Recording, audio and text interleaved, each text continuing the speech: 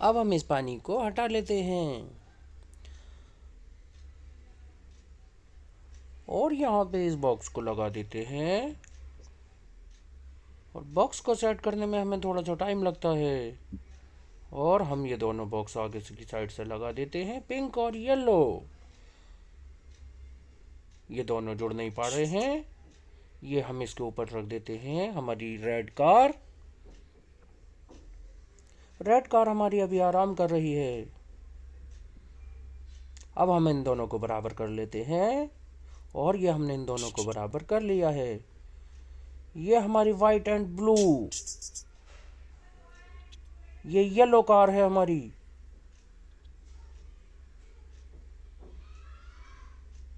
अरे इन खिलौनों को क्यों हिला रहे हो? नहीं नहीं नहीं नहीं नहीं, ये वाली नहीं, दूसरी। अरे वाइट वाली कार, वाइट और ब्लैक। ब्लैक और रेड कार को हमने रख दिया यहाँ पर। ये हमारी ग्रीन वाली। और अब हम निकालने वाले हैं, ये देखो, ये है, ये ऑरेंज कार है हमारी, ब्लैक शीशे हैं इसके।